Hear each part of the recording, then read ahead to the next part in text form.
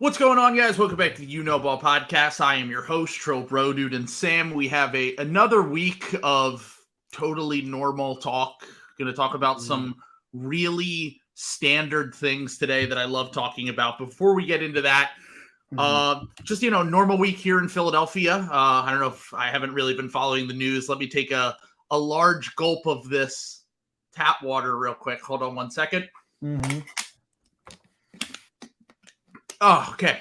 Anyway, let's get into as I drink out of I was like, fuck, I didn't put this. The bit was going to be that I put it in a glass and then I forgot a glass. So I got up here and was like, all right, I just have to drink it out of a water bottle because we don't know if we're being poisoned right now by the local companies that are dumping chemicals into our water supply. So let's go for unregulated capitalism. It's fine. I mean, but the good news is that at least Lamar Jackson can get paid to play football for a team. That's happening too, right? Under capitalism, he's going to get a fair contract, right? Well, right, that's guys? the market is dictating it. Right. The market is dictating it, or you have to give them 2 first-round picks, which would be like the NBA equivalent of like 3 first-round picks because of the way that how the NFL. The way NFL you mean when the 7th best player in the NFL gets traded for a 2nd-round pick? Yeah, that happens regularly. And anytime I see an NFL trade, I'm like, I know. Look. Every time I say this, I get a ton of people in my mentions yelling at me. There are 55 players on every team, and that means, and also the contracts are da da da. And then I'm like, I don't know. If you're one of the best players in the league, you should definitely get traded for more than like a 2nd or 3rd round pick. Like, it still doesn't make any sense. Like, what are the odds that 2nd round pick is ever as good as you? But then, like, also, like, quarterbacks are getting traded for like 3 first-round picks or whatever the fuck happened. Like, what did Russell Wilson, like old Russell Wilson, just get traded for? Like, he got 2. Deshaun Watson celebrated good guy. Monster. Parody. Yeah, exactly. Deshaun Watson got 3 famously, and then got a ton of guaranteed money, which I think that the owners did not like, which led to this whole Lamar Jackson thing, which is that they don't want to give him guaranteed money because then if they give him guaranteed money, it sets a precedent for everyone getting guaranteed contracts. They're like basically like colluding, yes. Which is awesome. It's so sick. Like, anyway, all right. It is like very funny how different the NBA and the like NFL are. Like, like we're like, and like most NFL fans are just like, that's right, absolutely, Mr. Kraft, you cannot pay him.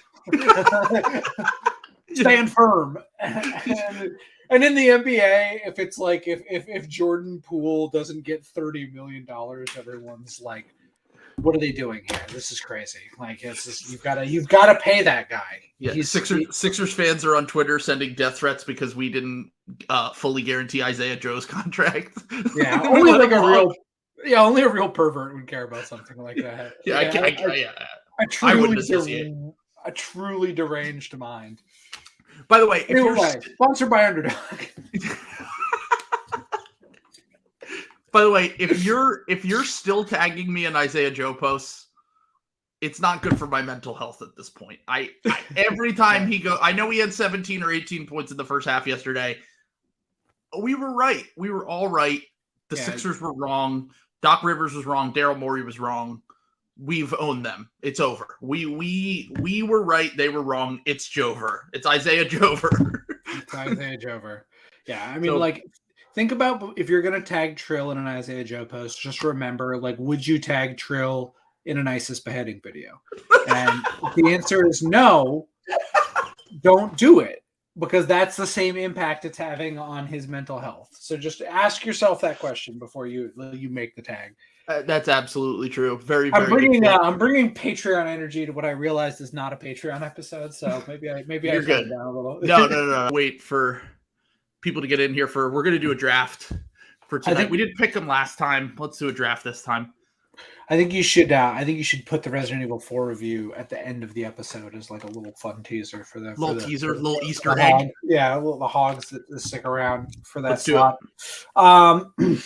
So, yeah, I mean, right off the bat, Do we think Jokic is going to have a good game? Yes. I feel like this is a game. I feel like this is a game you guys are going to win, in spite of all this discourse.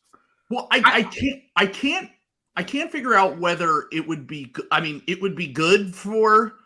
It would be good for taking down Jokic, but it would be bad for Embiid's case because it's like, well, they didn't even need Embiid to beat Jokic, and then they would improve to like without Embiid on the season, they would improve to like 10-3 or 10-4 or something, and then you're starting to get into like the team performing well without the best player, and then you have that argument. Whereas we know that we're on the clock here, so we literally. So should we just not take Jokic, or should we do it as a good?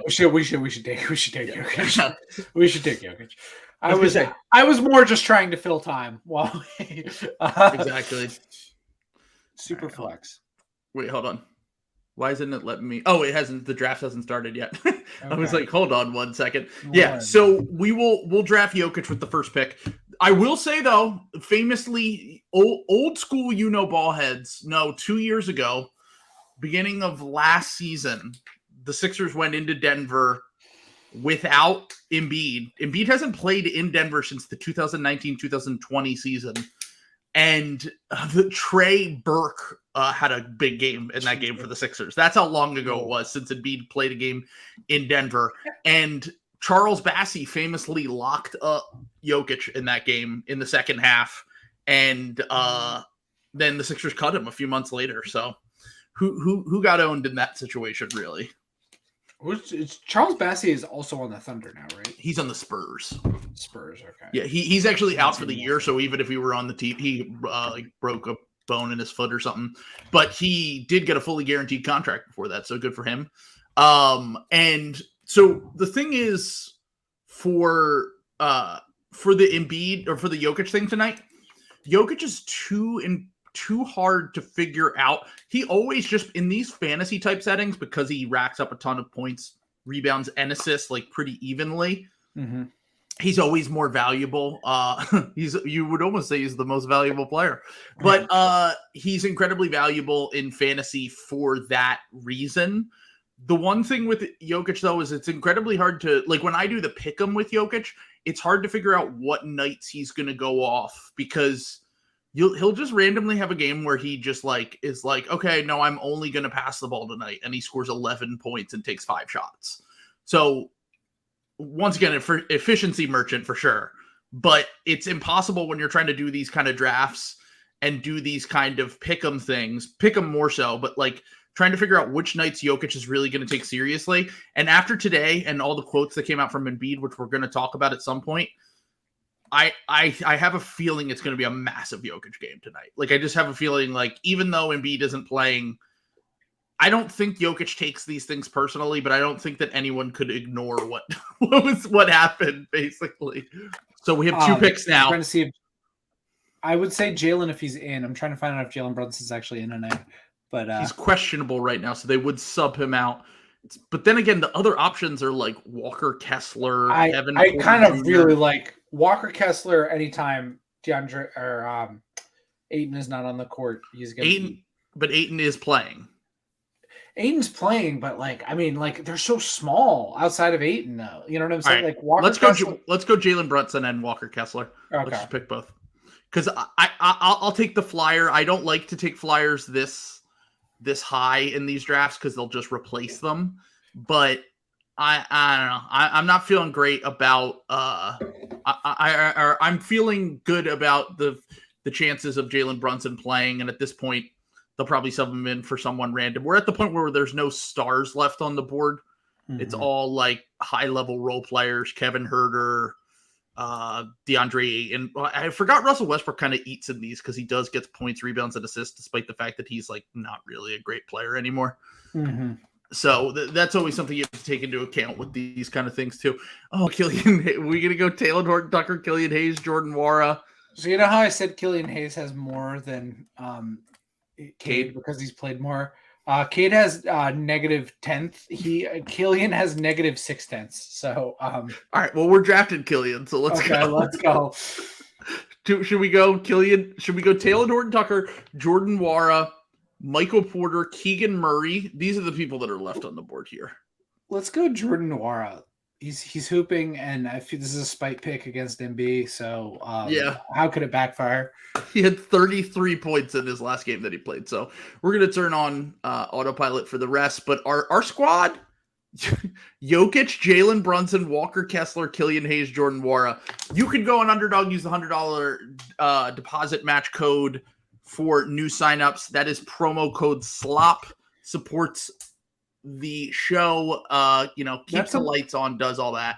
That lineup is a believable Nuggets bench unit plus your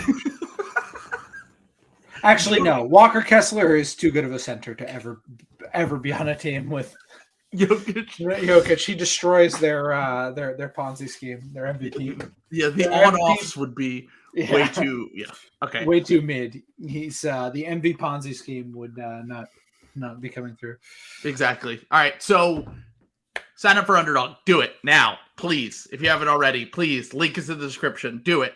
All right, let's get into minute 27. Time for the podcast. Well, the people hearing this won't hear all the stuff that we had to edit out. Luckily, I was going to say you might have to edit down the draft. That was We fucked up basically. That was bad. Yeah. Okay, so let's get into one of our favorite teams to talk about, which is the Dallas Mavericks. And Sam, when we did the emergency reaction episode to to Kyrie being traded to the Dallas Mavericks, your display name was Luka Doncic trade request speed run, which feels I don't know about you, but I feel like we've been crushing it with the predictions recently. Yeah, we're a little goated with the sauce, and not to pat our own backs, but we know ball, so to speak. I would say. Yeah, they've been kind of out of control recently, and with the recent few days, it sounds like Luka's having a bit of I don't know what's going on in his life. It feels like almost like a mental health crisis type thing based on how he was talking in the press conference. He is 3-8 in games when Luka and Kyrie both play. They have now suffered back-to-back losses to the Svi Mikhailuk, Mark Williams, PJ Washington, JT Thor Hornets. Okay. And I didn't think that it could get this bad this fast after the trade happened. I think that all of our thoughts on it were like, I was obviously higher on the trade. I thought they need a co-star for Luka. They need to make some other moves, but this is a good start. I think that the talent meshes well. Well, now they're in 11th place.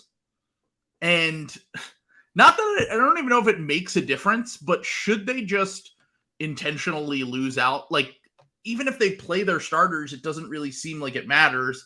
Their record with just Kyrie is better than their record with Luka and Kyrie. Should they just intentionally try to tank this last 2 weeks? Because they have a top 10 protected pick right now that is sent out to the Knicks from the Porzingis trade. Mm-hmm. And if the draft were today, they have the 10th best odds, I believe, to end up in that lottery. If they lose a few more games, they could probably get up to like the 8th best odds and actually keep their pick, because right now they would be projected to get the 10th pick in the draft. Mm-hmm. So the other teams around them are the Bulls, Lakers, and then just ahead of them are the Wizards and the Jazz, who the Mavericks really feel like the only team that might be inclined to not fight for that play-in spot because of what their pick looks like. But what do you think they should do for the rest of this season? I mean, this is a good opportunity for the Mavericks because you're going to get a chance to kind of, evaluate the talent around Luka, and kind of as you're going into next season, you're going to be able to like look at these guys and say, okay, who is going to go best around Shaedon Sharpe, Jeremy Grant, and the other guys coming back for Luka Doncic when we trade him? Like you're going to be able to is Tim Hardaway going to be can he mentor Shaedon Sharpe? I probably wouldn't want that, but you're going to have Jeremy Grant. How is he going to look with some of these wings? Are you bringing back, Christian Wood? Is he going to mesh with Yusuf Nurkic? These are things we don't know, and we're not going to know, but you are going to have a little bit of an evaluation period here at the end. So, yeah, I think it's going to be very interesting. Nico Harris, Mark Cuban, they've got their work cut out for them, but I'm positive they can get the Mavericks started in the right direction on this new rebuilding project they're undertaking. You're ridiculous. In all seriousness, I mean, Luka's not going to ask out this summer, is he? I mean, no, and they're not going to give him, because Luka is such a, there's like stars and then there's like stars, you know what I'm saying? Like our whole thing with Kevin Durant is like, you don't trade like a top 15 all-time player.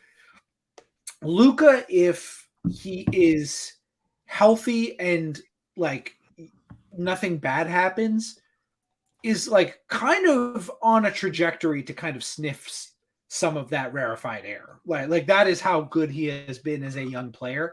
Now, for obvious reasons, guys don't stay that good all the time. You could have said a similar thing about like Derrick Rose, for example, early on in his career. You could have said, there's a ton of guys who start out like this and it doesn't end up that way, which, for whatever reason, it comes and goes. Bad things happen, good things happen. I guess just what I'm thinking for like the Mavs going forward, like in all honesty, is like, what are you going to do though? Because you are that's the thing with this Kyrie Irving trade, is this is completely out of your hands. You've made 2 back-to-back trades for first round picks for guys that can leave this offseason that you don't want to commit a lot of money to, because there's huge question marks about, namely, like, I don't want to say like attitude with both of these guys, but there's character concerns. There's character stuff there, like there's like real issues. When Russillo on the Bills pod earlier was going through all the places Christian Wood has been for 1 year, like it's kind of crazy. Yeah, it was kind of insane. The funniest part about it to me was that the one place that Christian Wood was longer than a year was Houston, which is like known for having like the worst culture in the NBA right now. Yeah, and like in that second year, like he like, what was it that he like walked out of the locker room or something like that? I don't know. There was some sort of altercation with coaching. So I just want to put it in perspective about Christian Wood. Talented offensive player. I think in the right situation could do good for a team. I think he's been better with all this stuff. I mean, obviously we had a few blow-ups in Houston where he was not happy, but it seems like he's been better about the stuff in Dallas.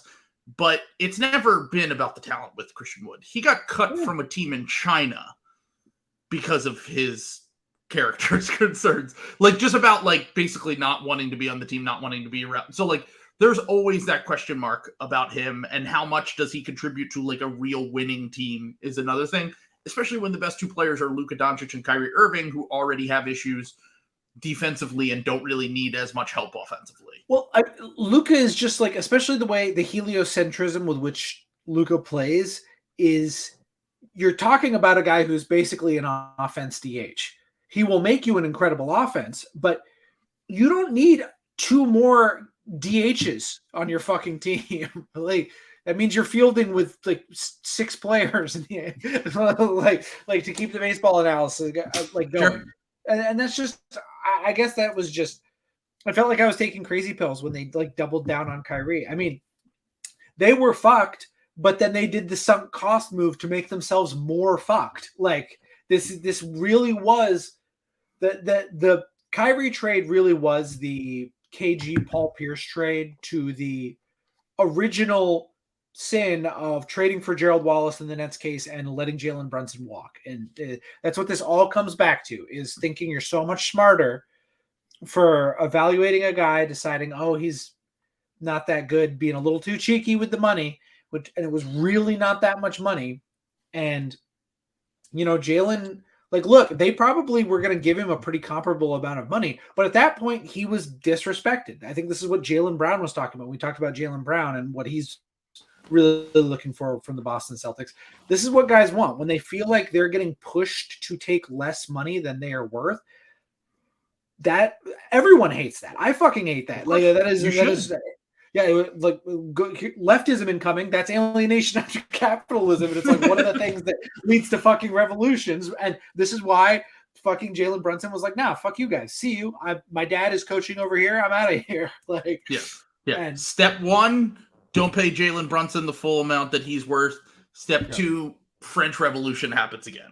Yes, exactly. As we can see in Paris right now. Yes, it literally happened because they didn't re-sign Jalen Brunson. Emmanuel Macron like called up Q. What are you doing? I am in so much trouble. That's a French accent, by the way. That's good. Sounds. Very good. Yeah, I like it. Yeah, very good. Yeah. So the farmers, they are everywhere. So I don't disagree with a lot of what you said. Uh-huh. I think that it's going to be hard to sell to Kyrie, who's a free agent this offseason. Mm-hmm. Hey, we're just going to kind of lose some games here down the stretch. It would be good in the long run. And this was the argument that I made before they made the Kyrie trade. They kind of pulled me back in a little bit with the Kyrie trade to be like, okay, we actually got a second guy for Luka. Let's see if we can piece together a defense and then just get these two insane offensive talents to the playoffs. And hopefully, with the West being as kind of shitty as it is this year, to be honest, maybe we can make a run and then we can figure out the rest of the offseason. I still thought they should have pushed in the chips more to build a formidable defense around those two. They obviously did not. But my whole point on this is that I always thought it was going to be hard to convince Luka when Luka's good enough to be the best player on the championship team right now to do that. Now you add in the Kyrie factor on top of it, which is, okay, we now have Kyrie who could say, why am I staying with a team that's not even trying to make the play-in? Like, why am I giving a shit about this team and the future with this team if they're not serious about winning? But at the same time, it would really be good for them to get a top 10 pick in what will be a good draft and potentially probably at least, a better draft of the next two drafts.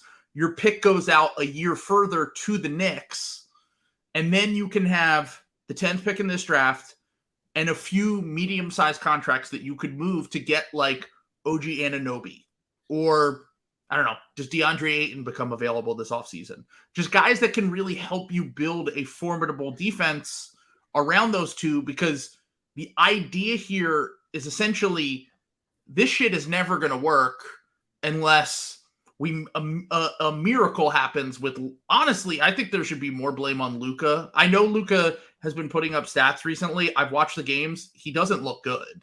Like, there's a lot of games where he's just constantly bitching to the refs.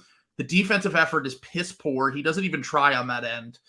I think if Luka wasn't as amazing as he was to this point in his career, I do think that there is going to be a little bit of a backlash against him. There kind of already is with, like, even guys that loved him early, like Bill and Russillo, where they're talking more about, like, the heliocentric style now. Does it work? Can you win with it? All that shit. But Luka being this kind of singular offensive force made people go, well, that doesn't really matter. He's so young and he'll get better and he will still be one of the greatest players of all time when it's all said and done. But I do think that there might be a little bit of a shift in terms of like the narrative. And I think the best way to kind of make this Mavs team the best possible is to get that top 10 pick and either draft a player that you feel fits long-term with Luka, which honestly they might not even be able to think about anymore, because I think that you were completely correct in the fact that this trade request speed run is on, because I don't think he's going to ask out this offseason. But I think that if the Mavs aren't winning in the next year to 2 years, he's only got 3 years left on his deal. I know it seems fast, but this is the first year of his contract. He has a player option on the last year. And yes, no one's turned down the Supermax, but I don't really think Luka has to worry about money. I think Luka's going to make a lot of fucking money in his career. So let's game this out, though. So who that's ahead of them right now is going to be worse next year than they will be? Because again, Kyrie Irving a free agent, Christian Wood a free agent.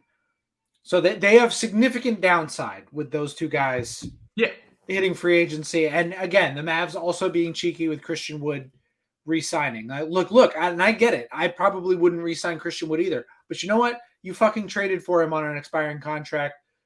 He's got you. He's got you there. That is you. Yeah. That is your fault. You did that. Yeah, it's not his fault. Yeah. You so you're gonna trade for a guy and then not re-sign. That is on you. I'm sorry. That's your problem. But let's go through this. The Jazz, are the Jazz gonna be worse next year? I certainly don't think so. I think the Jazz will be better, but I don't really know. I guess my thing with the Jazz is until I see what they are able to accomplish in terms of acquiring talent, I'm not super sold on them as a consistent playoff contender. I know the West is kind of shitty, but it's also a little bit deeper than the East, even all things considered. Is it though? We're talking about Chicago versus the Lakers, and they're both 36, 37 and 38, and 36 and 38, or both. True, yeah. That's true. And it's the same and just more top heavy. Are we sure the Pacers, and then it's the Pacers and Wizards are the first two out, and then it's the Mavericks and the Jazz are the first two out. I think that's pretty comparable, to be totally honest. I guess I'll say it's more theoretically talented, because you have the Mavericks are the 11th seed and they went to the Western Conference Finals last year with Luka. I know it's a different team, but the reality is they are on the whole better than their record if you just get the right pieces around their stars. And now, look, I'm never going to assume anything with Kyrie. If Kyrie walks, it's a disaster. It's an unmitigated disaster. No one can defend that trade. No one can defend what they did if Kyrie walks. If you keep Kyrie, there's always a risk. We know this with Kyrie where things go south and then whatever. But let's just assume that Kyrie comes back. If we do assume Kyrie comes back, I still think that you can put the right pieces around these guys to make this duo work. There's too much talent there to not have at least a formidable playoff team. They were pretty good until Luka got hurt. And then the Kyrie thing with him being integrated and stuff became a factor. And honestly, they haven't even they've competed in the games where Luka's not playing and it's just Kyrie. It's the Luka games where both of them are playing that the defense is just completely untenable. They can't get rebounds. They can't do anything that is what a winning playoff team will do. But to me, this feels like they overachieved last year. They kind of did what the Hawks did, where they overachieved. They bought in too much of their own. They were, smelling their own shit, and they thought it smelled like roses, and they were like, "This is great." And also Jalen Brunson was a big part of that, but also we're the Mavs. We'll figure it out. Whatever. I kind of think that I think it's fair to not trust them, but at the end of the day, the absolute worst spot you could put Luka if you ranked every single player in the NBA is 7th, and if you're doing that. There's just that once again, you've already done the hard part. Now you might have put yourself in some shit by doing some other things that, alienate him. But I don't think over the course of a full season if you can make the right moves this offseason, to me, I could very easily see them back in the top 4 or 5 in the West. And this is kind of just a blip on the radar and that they're competing again next year. You could try to project with the Warriors and the Lakers, but you never know with health and age with them. You could try to project for every other team, but look, the Suns, Kevin Durant gets hurt a lot. It's a regular season's long. There are definitely teams ahead of them that I'd feel more comfortable, like the Nuggets and the Grizzlies. I think I would feel more comfortable with, but I don't think that there's any team that's destined to dominate the Western Conference in a way that I feel like the Mavericks would have no shot against them with an improved roster. How dare you say this about our God Emperor Shai Gilgeous-Alexander? I'm higher on the Thunder. I am. I'm genuine. The Thunder are one spot ahead of them, and I think the Thunder are going to be a top 5 team in the West next year and a legit contender. So they're more of a threat to me than some of these older teams. I think that I know it sounds crazy because the Warriors have Steph Curry. I think I would rather have the Thunder because you never know with the Draymond thing. You never know with the Bob Myers thing. You don't know what's going on with that organization. That Jordan Poole contract doesn't looking great. The Warriors still look, people want to crown them, but like the Warriors haven't done shit this year, dude. Like they haven't had a stretch where I've felt confident about them at all. They're not a well-run organization, and they've been hiding behind the fact that they drafted Steph Curry and Draymond Green basically for like Klay Thompson too. Because the other part of this, that's the other thing that really undermined the Dallas thing is because what's the hardest thing to get in the NBA? A top 5 player. Okay, boom. As you eloquently just put it, work done there. Luka, perfect. What's the next hardest thing to get in the NBA? Good wings. What did they send out in the Kyrie Irving deal?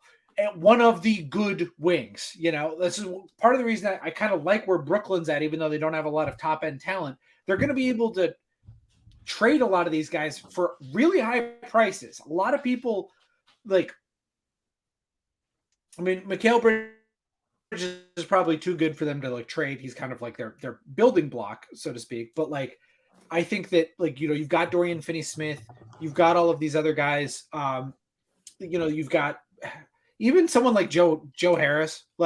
You have these guys who are like valuable assets to that. And that is part of the reason. It's not just that Dallas doesn't have assets.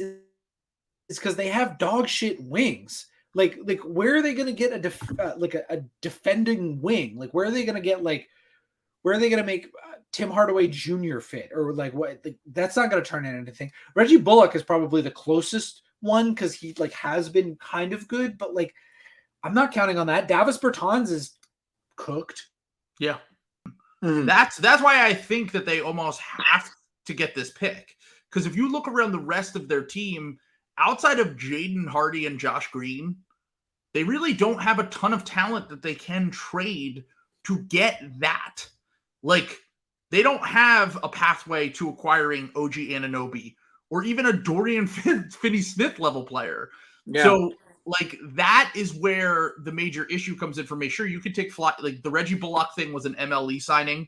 He will be expiring after this season, so he'll have 1 year left on his deal. You could use his contract. You could try to use the Tim Hardaway Jr. contract or the Davis Bertans contract, but they are definitely seen as negative contracts, and you'd have to attach quite a bit to get off of them, I would imagine. But my whole point here is that the top 10 pick at a good draft gives them a premium asset that they can move.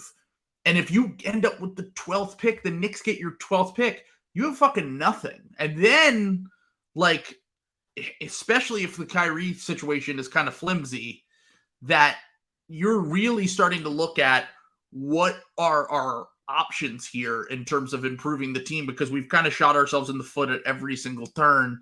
And we're still paying for the Porzingis trade that we made years ago, which in itself was maybe a little bit of an overreaction, pushing the chips. We have this amazing rookie and we need to contend right now kind of move. And it feels like they constantly make the same mistakes over and over again. But just kind of back to all this, what is the upside of them making the play-in as opposed to potentially keeping their own pick?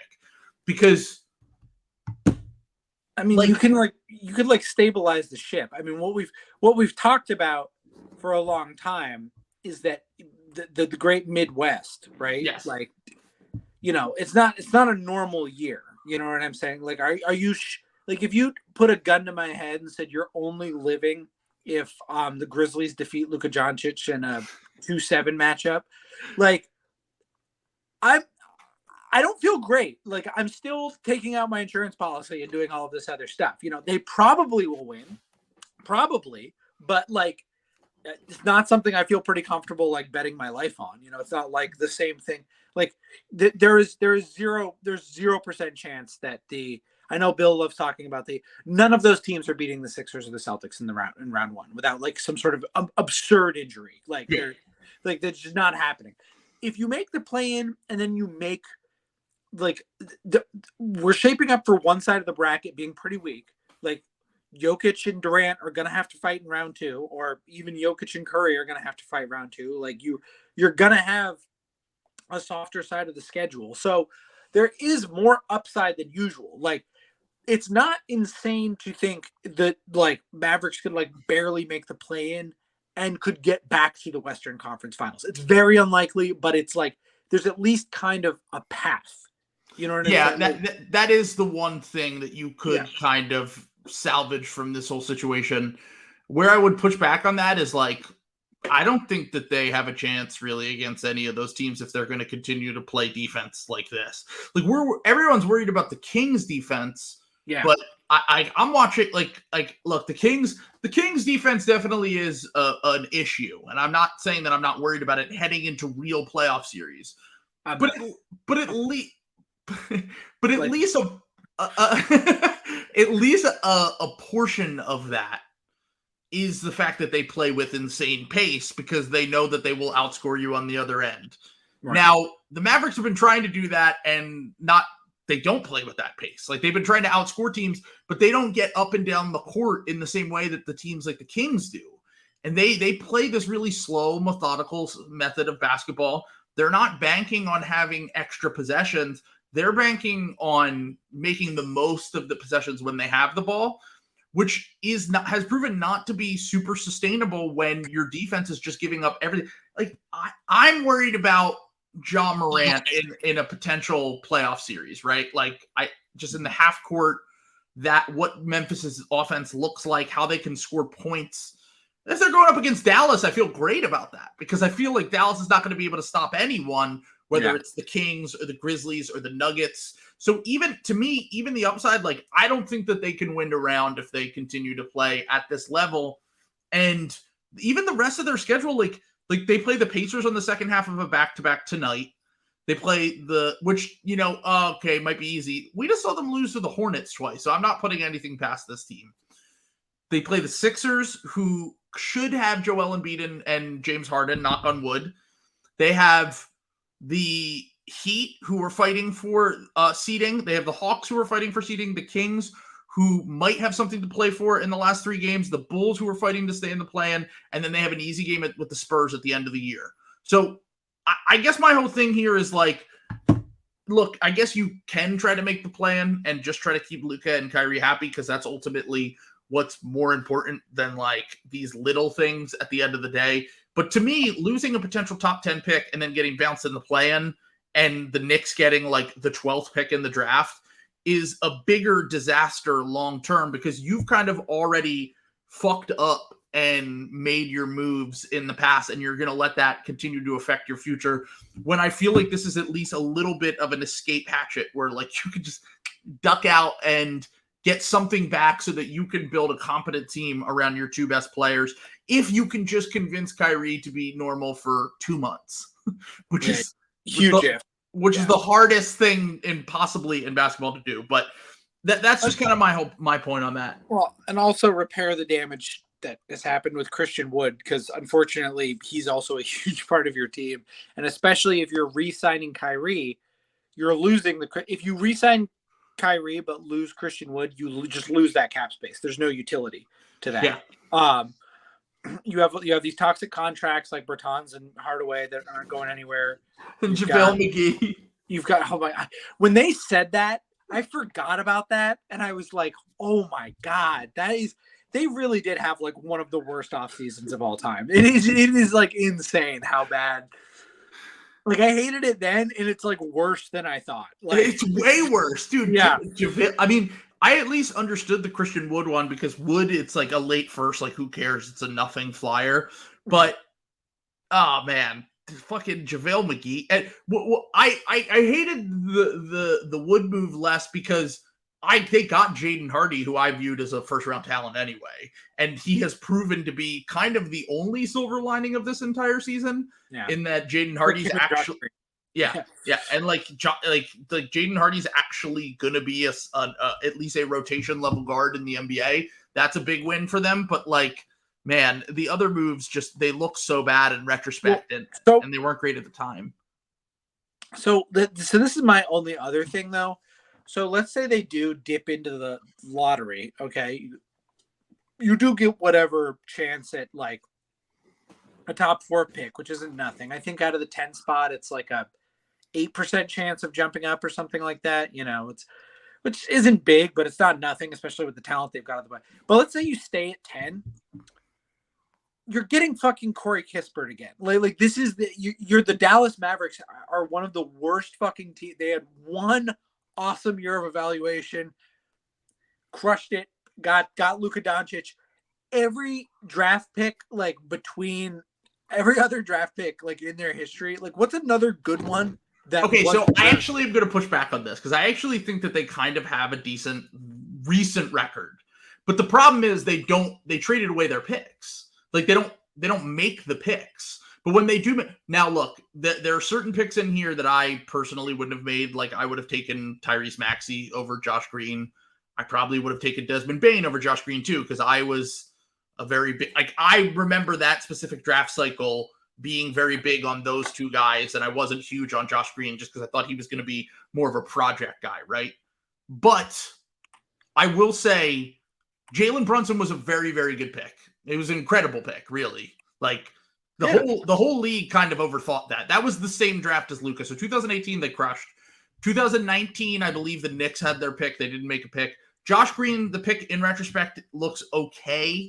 They did bad in the second round of that draft. I don't know why they did what they did in the second round of that draft. They didn't really take anyone that became anything. They took Tyler Bay and Tyrell Terry, if I remember correctly.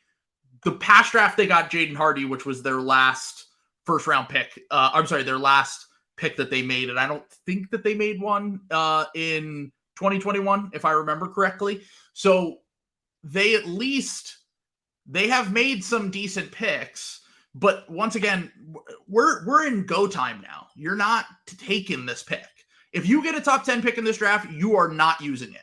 If you use it, that's a massive misuse of resources, in my opinion, because you got to worry about the star walking out the door. And if you don't make a win now trade with your first round pick to get a guy who can actually play real minutes for you and complement your stars well, it's over. Like unless you hit on a guy that is instantly good, which is incredibly rare, even with a top 10 pick, there's just no way you can make that pick, in my opinion. Even if you feel confident in your scouting team, like there's so few guys that come in and are just plug and play and really good right away. The 2017 NBA draft, round 1, they did bad. They did bad before. Look, we can do the Bill thing. Bill did it on his podcast where they took Dennis Smith Jr. over Donovan Mitchell and Bam Adebayo. We all like Dennis Smith Jr. in that draft. Like it's complete hindsight bias to say that Dennis Smith Jr., Donovan Mitchell, and Bam Adebayo were like when you go back and you look at the evaluation of that. Right. A lot of people like Dennis Smith Jr. Okay, but here's the other thing I would say then. That's true. That's the kind of player that ends up in this range if you don't jump up. Yeah. Like a top 10 pick sounds great. More often than not, you're getting a Romeo Langford or you're getting someone like, someone of that caliber. That's Bam and Mitchell were incredibly strong for end of lottery picks. Yes. Like in terms of getting 2 all-stars at the end of the lottery is like fucking crazy. Maybe you get 1 on average, I would say. 1 on average, maybe every, somewhere in the late lottery to like up through pick 20. But to get 2 in that range is kind of crazy. You can't rely on the draft anymore, though, is my whole point here. You can't rely on the draft. You're done. You're past that point. If you miss on the pick, Luka's asking out in a year from now. It's over. Yeah. So that's my whole point on this is that like you have to sell it to another team that they really like someone at the top of this draft, as opposed to you using the actual pick. So let's move on from that. And I do want to just touch on two quick things with the Luka thing before we move on. One, who would be the best player made available if Luka was put on the trade block? Which was a question that I had yesterday for the group DM. I love one answer that we got. I had a few thoughts, and I think that you could probably think of the people, but like who would be the best player realistically that could get put on the trade block if Luka was available on a trade? Let me think. I'm just going through best like the Suns probably wouldn't make Devin Booker available, but I bet they'd think about it. I don't think they would. I think that's like right around the line, though. I think you're talking about like everybody above Devin Booker probably no, but everybody behind, like Anthony Davis would definitely be available. And that was my answer, but then I was like, but that's circumstantial. That's like age, injury. Yeah. Exactly. I think Anthony Davis is like one guy who would definitely be available. Jimmy Butler would definitely be available. Like that one's like almost boring. Like that's too low the other way. But Jimmy's a top 12 player. Like it's not nothing. It's just Dallas is like, well, why are we getting 33-year-old Jimmy Butler when we can't even build a team around Luka? Like it doesn't make any sense. I don't think Cleveland. I really don't think Cleveland would put Mobley in just because of. Yeah, I really don't. I would. I think, but just because of the way their team is constructed and how they have no assets, and then you're turning it a 3-ball heavy guard system. You know what I'm saying? Like they wouldn't do that, but I think they would trade Garland. Absolutely, they would trade Mitchell. They would trade either of those guys. Like Mitchell's the best of those 3 right now too. So like Mitchell would be available. I mean, look, maybe Dallas is like, we're not doing that because then he's going to want out. But I thought the best one was Warriors Hugo said in the group DM was Anthony Edwards. Ooh. And I was like, that's a really good one, especially with McDaniels playing better this year. They're kind of locked in with the 2 center thing anyway. Like, fuck it. Let's just go get Luka. Anthony Edwards is amazing. I love Anthony Edwards. Yeah. He's probably not going to be as good as Luka is right now for his whole career. Like, even if he hits his ceiling, he's probably a top 10 player, but not potential to be a top 5 player, I don't think. I mean, maybe, but like it would be pretty extraordinary circumstances for him to reach that level of player. So yeah, those were all interesting. Zian in the comments, that's a good one. What do you say? Would Memphis? That was what I was gonna say. Next was. I don't think they would. I don't think they can. Yeah, I don't think they can. I mean, Pelicans would definitely do Zion, like not a heartbeat. Not Zion, Ingram, anyone. I think that they would be whatever. How about Shea? I don't think Presti would do it. He probably should, but I agree with you. I don't think he would. I think he probably should. Shea, I love Shea. Shea is amazing. Again, probably not going to be as good as like right now. Shea having an out of his mind greatest season he's ever had, and mentally going through it. Luka, who seems to be carrying around an extra 30 pounds, are basically the same player. Yeah, sure. So, like, take from that what you will. Like, Yeah. So, yeah, I tend to agree with that. But yeah, those are just some names I had thought of. We're very far from that though. I don't think that that's going to happen anytime soon. Maybe a year or 2 from now. Those are conversations that we're having. But for now, let's let Philadelphia 76er. All right, let's not talk about that. Speaking of, let's talk about. I might get myself killed if I comment on yeah, I do not speak. No. If I speak, big trouble. Okay, so let's move on to actually MVP because they talked about it on Bill's podcast a little bit. The top 5 finish thing is out of the question for Luka now, which actually is kind of crazy. Like outside of the top 3 guys, there's a pretty massive drop off. Yeah. After that, because like you've been saying for weeks, I wouldn't put Tatum on there, and Bill echoed that. They were both saying that. Like, like who else are you going to put on there? Because Tatum is like doing what Luka's doing, but like to not the same extent. Like he's not dogging it like quite as hard, but it's like the same thing where it's like I keep like watching Tatum. I'm like, boy, he fucking sucks. And then I like look at his like all-star splits, and it's like 30-10, and it really is like insane how good his like outing stats are. It's like, what the fuck? He looks terrible. What is this? Like, sure, it's baffling. But yeah, I mean, probably statistically Tatum, but like, I don't know. I'm not gonna, as a Celtics fan, I'm not gonna fucking fight for that. Jaylen Brown's done way more for us past the All-Star break than he has. So I don't know. Yeah. So I thought about it and I was like, I struggled to come up with any, like, because of the games played shit, because of like, you can't put Devin Booker on there because of the games played shit. You can't put KD because of the games played shit. You can't put, who else? Steph. Yeah. Like you can't put a lot of guys that would just be shoo-ins because of who they are as players. The one guy that I think that everyone's a little bit down on, it feels like after the hot start, that because of where we're at, where we're talking about like Shai Gilgeous-Alexander, who's currently on a 10 seed, and De'Aaron Fox, who's had an incredible year. Don't get me wrong, De'Aaron Fox has been awesome. But, I do think that they brought up a good point that Sabonis has been a big part of the success on that team and unlocking him in the way that we talked about before, even though individually De'Aaron's had an amazing season as well. But, like, why isn't Donovan Mitchell in the conversation, I guess? Because the Cavs have the number 1 net rating. They honestly, people haven't really been paying attention to this until like the last 2 or 3 days. They have a cake schedule down these last few games. It's totally possible they catch the Sixers for the 3 seed. And basically, if the Cavs win out, the Sixers have to go like 5-3, which with their schedule, with Embiid and Harden missing time, with all that, I don't think it's a guarantee the Sixers get a top 3 seed.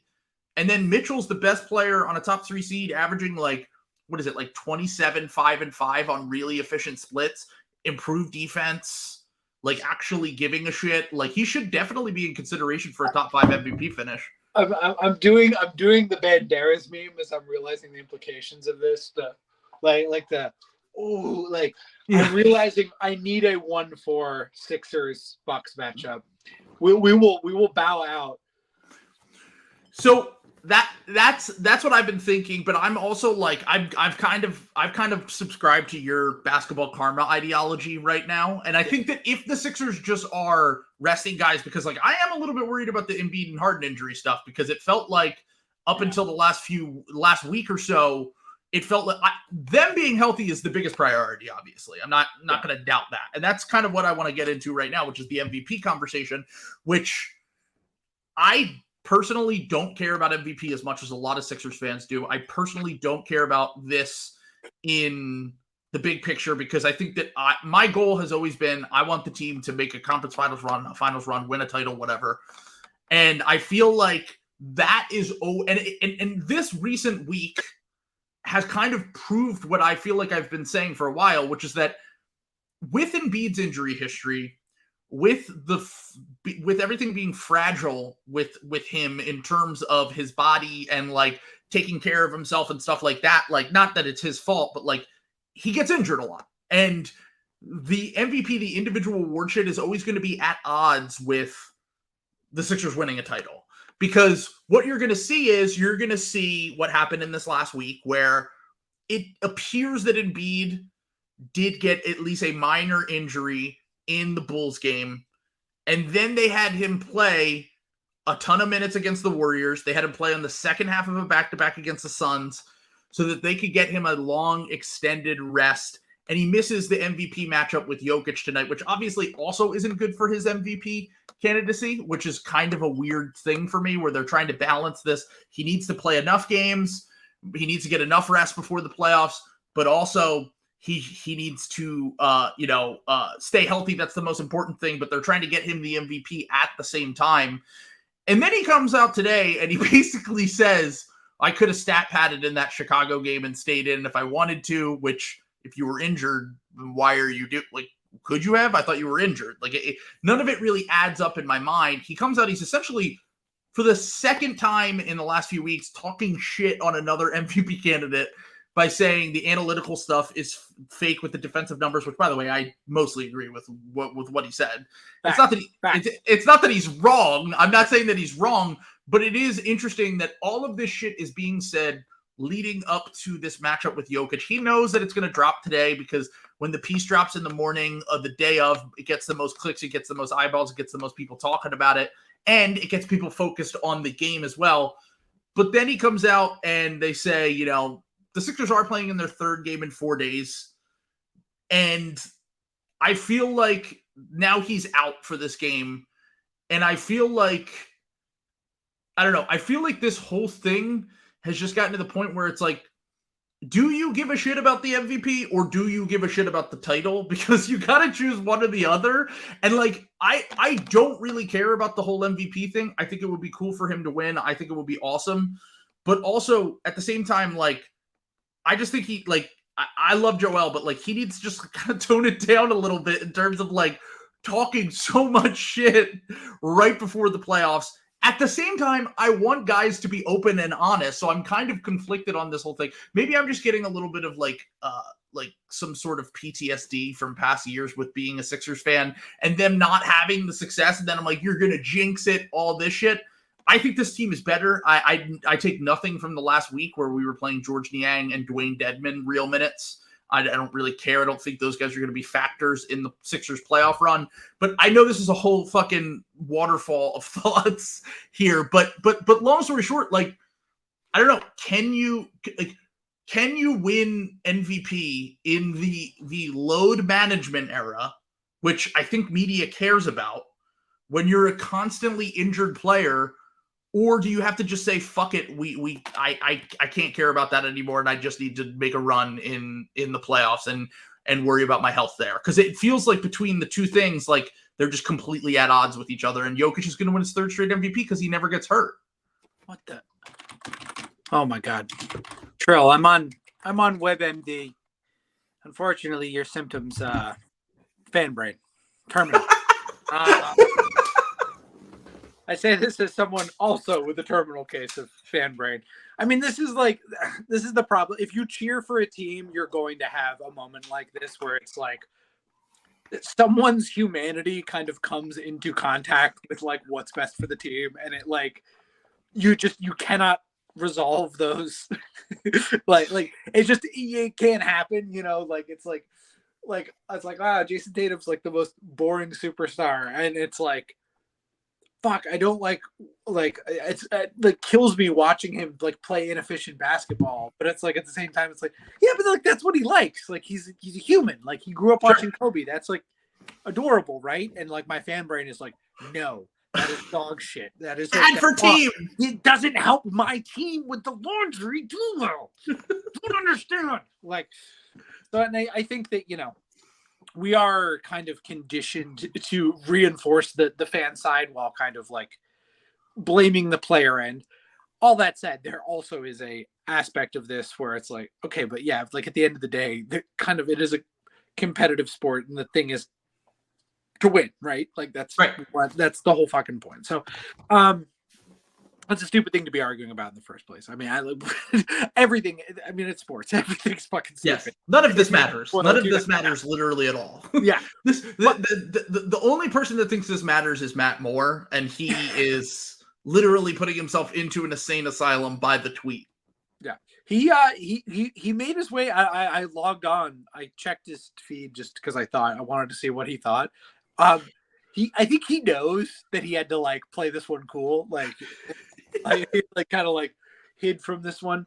I guess just what I would say is like because I think if our roles were reversed, I would have said pretty much exactly everything you just said. I guess I just think that there's like no winning, and it's like part of, you know, I think it's just kind of also this part of the celebrity is like you have this fucking echo chamber of everyone wants something fucking different from you. Like people want you to be MVP. So right. Oh, we want you to be confident. We want you to be blah, blah, blah. Then you go out there and you talk your shit and everyone's like, whoa, this is fucked up, you know? And the whole point is that like media shitheads like us and Bill and Zach all need something to fucking talk about. Like it's true. You know, that is, you know, we are kind of driving these guys insane with these like, you know, kind of, you know, back and forth sort of things. By the way, let's not forget about, well, we're going to put a link in the description. We have a charity that we are starting here at Ball. This is for underprivileged media voters with MVP votes. They are some of, did you listen to Low Post with Jeff Van Gundy last week? Yes, I did. Yeah. I had to park my car. I was crying so hard. Like I couldn't believe what MVP voters have to go through. It's crazy. Like sometimes people are mean. Like sometimes it's like uncomfy that like they have to like say mean things about players and I mean it's just so sad because I think the thing that sucks about this is like, you know, sports jobs are you know, probably one of the least desirable. Nobody wants them, especially 6 to 7 figure sports media jobs. Like one of the hardest things in the world. I'm gonna print up some flags. It's the American flag, and then it's like a diarrhea brown line, and it's the kind of the thin brown line of the media separating us from the people who are like rude to them with MVP voting. So if you're in the media, you have a podcast or something, I want you to please keep talking about how annoying the MVP vote is. Keep talking about how the discourse is ruining your menchies. It's awesome listening. I love it. It's agreed. Just keep it up. Yeah, no, I totally agree. And actually, I did want to bring up something from that Low Post episode. And this is part of the reason why I get so annoyed with the conversations, because it's like, well, Jeff Van Gundy had a comment on there where he was saying, if you ask the analytical people, Jokic is by far the number one. And Zach goes, actually, Embiid's kind of caught up to him. He's not that far behind in a lot of these metrics. And by the way, something that no one ever talks about with analytics is that every single analytic has a margin for error that can't quantify to an exact size. First off, none of these things really matter in the whole, like in terms of the advanced metric stuff. I've talked about this before. Every advanced I'm not going to go so far as to say it's all Fugazi nonsense. I'll leave that to your imagination. All of these metrics were invented to get someone a job at some point. And some of them worked. A lot of people have gotten plenty of jobs working for front offices or whatever it is. Yeah. I do just want to say, by the way, I do think metrics are a perfect example. Is I hate to go back to the Bill and Russillo episode, but they were talking about Jaylen Brown not matching the eye test to the analytics on the latest episode. And then I was like, do you need a number to tell you that Jaylen Brown's really good? Do you need a website that you can go to and look at his estimated plus minus to say, wow, that guy's really good at basketball? Like it drives me nuts. But the larger point here is that one, there is margin for error on all of these things, that there's no exact science for any of this. And two, when Zach brought up that point to Jeff Van Gundy said, well, then it's, the availability. And at that point, Jokic had played 4 more games than Embiid. Like, it just feels like, I think that there is some validity to the moving goalposts argument that Giannis talked about, that Embiid talked about, that all this shit constantly changes. I'm not going to shame Joel for wanting to win the MVP. I think when it comes to legacy, I think players should care about that stuff. I think they should care about individual awards. They should care about winning. They should care about whatever gets them the most money and whatever, advances their career the most. But I feel like the ultimate downfall, whether it's of Joel Embiid or of the Sixers, in terms of reaching their ceiling and their potential, might end up be kind of having to play all these games in the load management era where you're basically like destroyed for not playing through injuries, even though most stars do, as we talk about constantly. And it feels like it's coming to bite Joel in the ass a little bit. I thought the timing of the comments was just incredibly dumb on his part. I'll be totally honest. Like, I just don't look, you can say all this shit all you want, but I think that saying it right before your matchup and then you're not even fully healthy for the matchup, so you can't play. And now, you called Harden the best playmaker in the world right before, which was very clearly a shot at Jokic.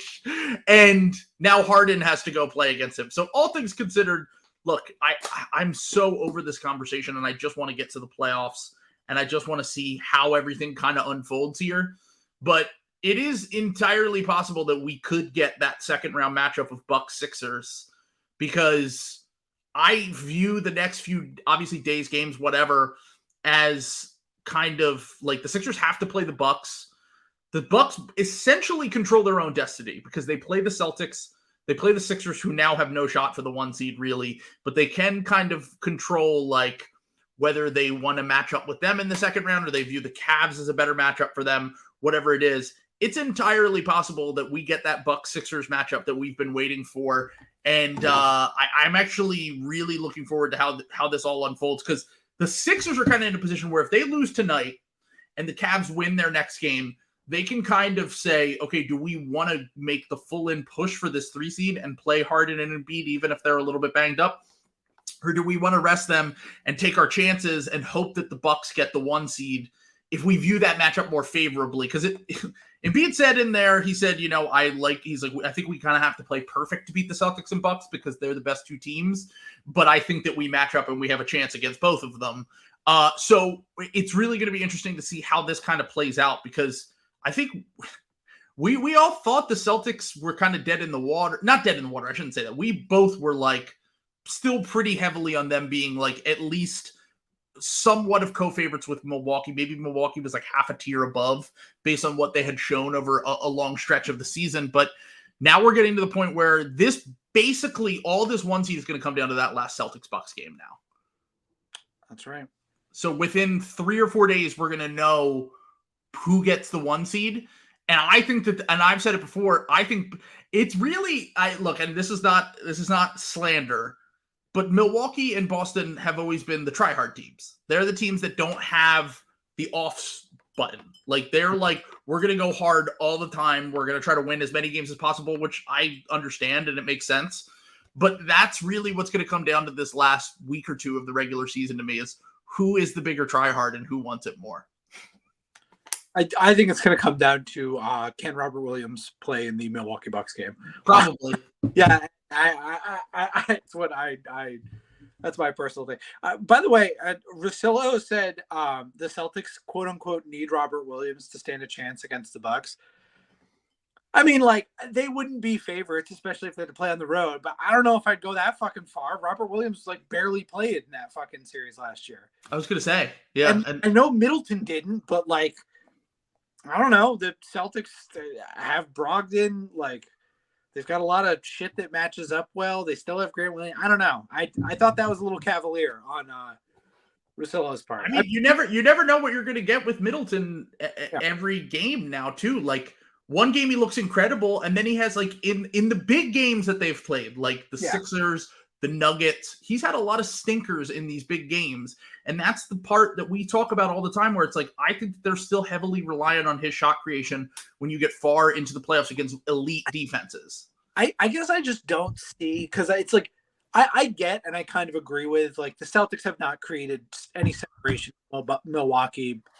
They really hadn't most of the year. They when they were on that stretch, you know, once the Bucks were within like 4 games, they've basically been like a pretty similar level teams. But everyone's just kind of come to this idea through like recency bias stuff, and what we talk about, the fake March, all the fake fucking New Year's shit that the Bucks are so far ahead of the Celtics.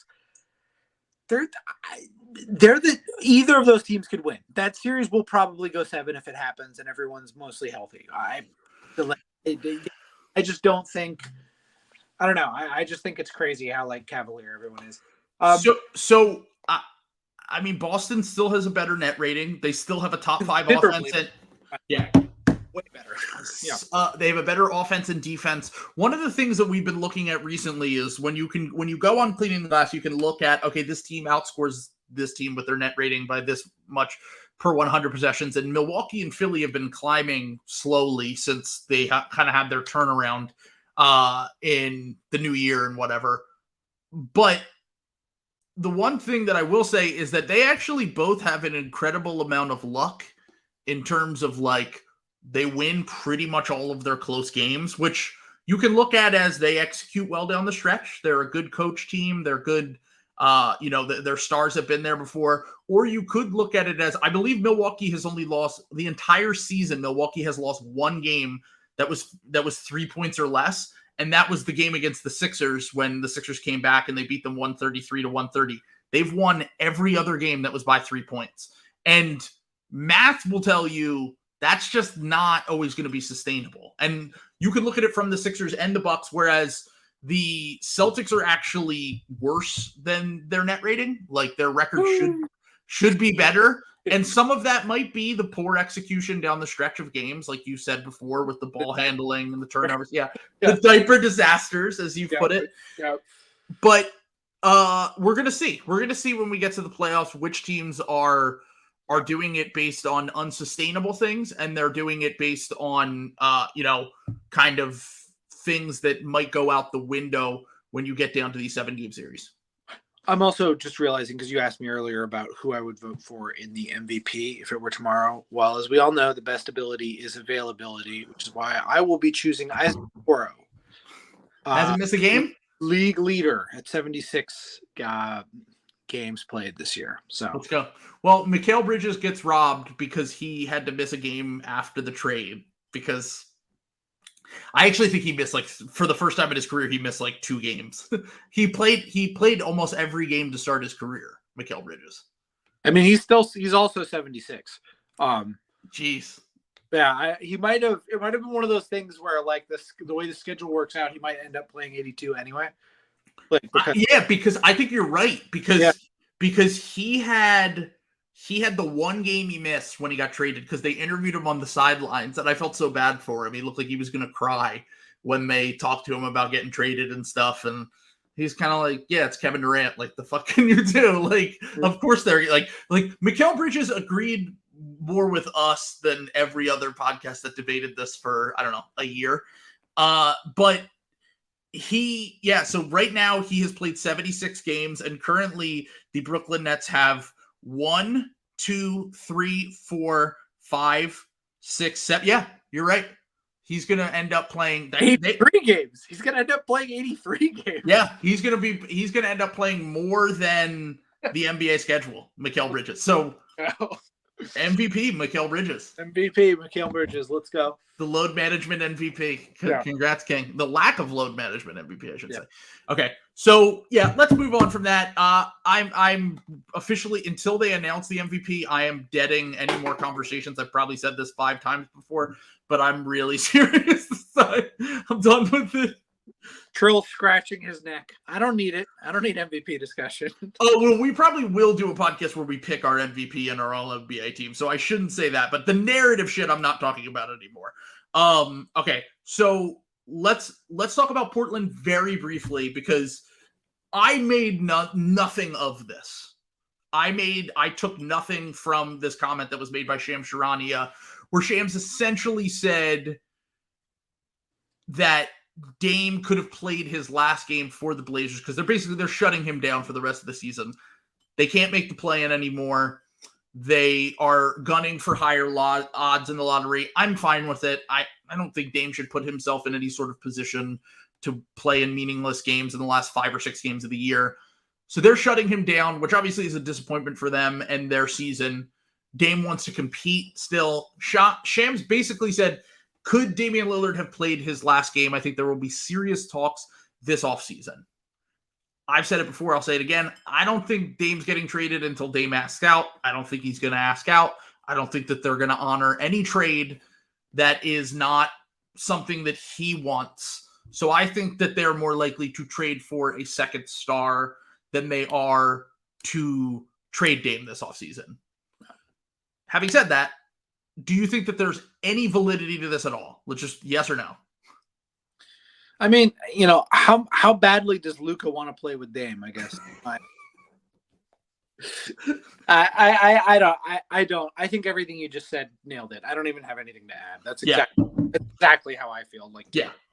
We've been having the same conversation for 2 or 3 years. It's kind of how I feel about it. Yeah. But there is a question I need to ask you, because this was someone proposed this in the group DM earlier, and I thought it was really interesting. If both stars are available this summer and you're a contending team, you're contending for titles, would you rather have Jimmy Butler or Damian Lillard if they're both available this summer? Jimmy Butler. Depends on the team and kind of their needs, but in general, Jimmy Butler. You know what's really funny is that I immediately said, well, I think I'd rather have Dame, but I'm thinking from the Sixers perspective, because the Sixers issue has always been, honestly, until this season, shot creation. But the more I thought about it, the more I was like, okay, well, what teams would Dame be better than Jimmy on? And Dame just had an MVP level season. if he's on any team that isn't shitty, essentially. Yeah. And I was thinking about it, and I was like, well, like the Lakers, he would be better on the Lakers, right? With AD and LeBron, and then you have all this. And then I'm like, yeah, but like a Jimmy, AD, LeBron defense is going to be, I think it would be a clunky fit offensively for sure. but like that defense would be pretty fucking good if AD's healthy and Jimmy's healthy. I think you could kind of make it work. Like, I don't know, like LeBron can be more malleable when he wants to be. You know what I'm saying? Sure. Like, that's kind of LeBron's strength, is he will be heliocentric, but it doesn't have to be, especially like late career LeBron. Like he doesn't really want to be. Yeah, like he can kind of pick his spots a little bit more and let Jimmy do like Jimmy stuff. And I don't think AD's like really built like that either, to be honest. Like Jimmy's just kind of like an alpha. And I always default to, again, this is my semi-religious belief that what actually makes the Celtics good is that they have 2 star wings. Like, you know, you just having wings, good wings is like what's so important. I think that would show up a lot more in the Clippers experiment if they ever could play together ever without fucking disaster striking them. So I just think Jimmy is going to do more for like more teams. I mean, you go right down the line. Like, I don't know. Like, I think he'd make the Bucks better. I think he'd make the Bucks was the other team I thought about, because I was like, the Bucks issue is always half court shot creation in the playoffs. Yeah. But if you put him with Drew and Giannis, like that defense is insane. It's hard to imagine a situation where Jimmy goes and that maybe the teams isn't optimized, but they become so elite on one end that you could probably scrape out wins in a way that both the Bucks and Jimmy Butler have kind of done throughout their whole career. It would have to be like the Rockets situation, and it would be like that Jimmy like put an IED in the locker room. Fucking like just nobody was like trying hard on defense. That's like the only scenario I could think where like Jimmy is like would not work better. It would need to be like anywhere where there is like a pathological not tryingness. Jimmy is like just allergic to that. Like he's the ultimate grind set warrior. Like there's no, true. You know, like yeah. Like, it would just have to be like somewhere else. I feel like, but yeah. I just think if your team is contending, I just think Jimmy is better, and that's not. By the way, that's not shade at Dame. Dame is like one of the greatest clutch shooters of all time. I think still the only, besides maybe Jordan, the only person ever with 2 series walk-off shots in the playoff. Yeah. Like, I don't know.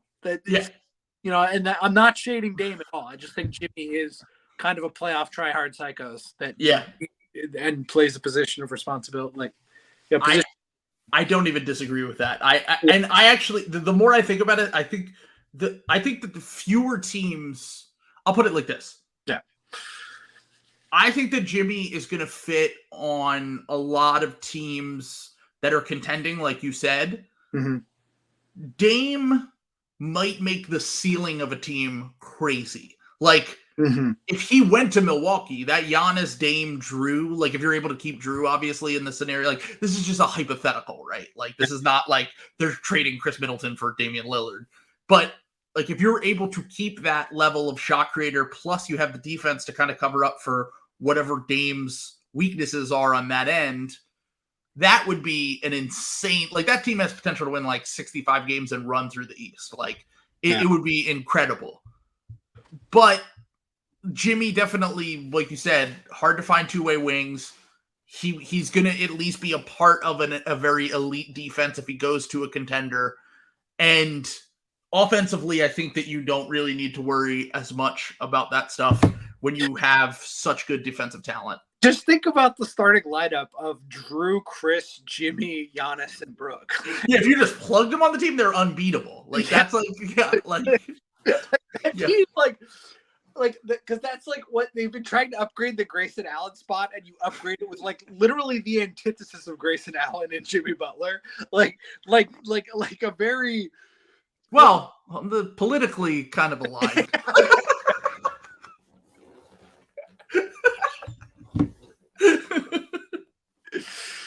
Oh God! Oh Jesus Christ! But yeah, no, I thought that was a cool, cool thought experiment. I definitely don't see both of them getting traded this offseason. I could see Jimmy. I would be shocked if we saw Dame. But let's move on to our last segment here, which we're going to talk about the play-in, because the play-in has potential to have some really insane matchups. God, fuck, Jimmy's going to be on the Mavs, isn't he? How do they get him? Top 10 pick? I mean, Jaden Hardy, Josh Green. Once Kyrie goes to the Lakers and walks, and they've got the cap space. Damn, it's crazy. I don't think they'll have the cap space. You can get there. You can, if you just like stretch guys. You can like stretch guys once Kyrie's not coming back. So yeah, that feels like a huge stretch to me because Jimmy's still under contract for 3 years. Yeah, wow. Is there anyone that is more opposite in terms of the ethos of Luka Doncic, as I've talked about before, the spoiled brat superstar versus Jimmy Butler, the grindcore? Fucking. That would be awesome. I want it so bad, dude. That would be awesome. I would love Jimmy like talking to like Mark Cuban too. I just the idea of dropping Jimmy into that Mavericks organization that I don't have a lot of respect for, would be like very funny to me. I think he would clean it up. He would. Let me just put it that way. Taking care of a tight ship. He's gonna run a tight ship. Mark Cuban, step aside. This is Jimmy Butler's franchise now. There's a direction I could go with this that I'm not going to touch on, but it's like adding. I don't know. Like it's like adding a positive. It's diminishing returns to like add Jimmy's like fascist work ethic to the fascist work ethics like team in the like Miami Heat. Sure. The Mavericks are kind of the opposite. This would be another storied chapter in the Mavericks Heat rivalry. It's true. Rivalry. Yeah, he could make the entire team pull themselves up by the bootstraps. Is that the third strongest interconference rivalry behind like Lakers, Celtics, Bulls, Jazz? Bulls, Jazz? Is that even really a thing anymore? It was really, really hard for a long time. I don't know. Maybe not. The Jazz didn't win a single series against the Bulls, though. Didn't they lose twice? I guess. Yeah. Yeah. So is it Heat Mavs then? Is that just number 2? I feel like it's got to be, right? Yeah. Yeah, I can't think of any others. I mean, unless we get a Sixers Nuggets finals. Oh my god. Yeah. No, I'm genuinely worried about about what will happen if that series happens for both cities. Yeah, I was gonna say. Let's put it like that. That would be. I'm gonna leave it alone. Oh, Warriors Cavs is a very good one. Oh, Warriors Cavs is a good one. Yeah. I mean, they play each other 4 times in a row. Yeah. Cavs just made the playoffs for the first time since 1998 without LeBron. There we go. We're back. They really should have made it last. Like people forget about that when Donovan Mitchell gets a lot of credit. They were so hurt down the stretch. Like they would have made the playoffs last year if everyone didn't get hurt. Yeah, Jared Allen. It's like Jared Allen, Darius Garland, and Evan Mobley had different injuries in the last 2 months, which I know they bitch. Everyone bitches about fucking load management, but why do you think all these guys keep getting hurt right before the playoffs? Because they cram in all these fucking games, and then that sucks. Yeah, the Sixers just played 8 games in 13 days. Here's my thing: everyone's bitching about Embiid not making the MVP one. Chiodo had this when we were looking at the schedule that it was the last game in a fucking road trip on a what. Isn't it like a 5-7 or something that you guys are on or something like that? We at one point we had 5-8, and then right after that we started this other road trip. So we basically only had 1 home game in the last 2 weeks. Yeah. And then they sent them back out on the road, and Chiodo said that it was 8 games in 13 days. That might be concluding tonight.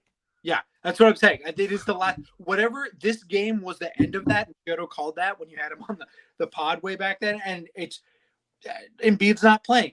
But this is why, who the fuck cares about these other dog shit games? If you thin out the season, guys can prepare and you can get everyone for these fucking marquee matchups. I know. And we've talked about the solution for 90% of the NBA's problems is just too many regular season games, and they will never cut the games.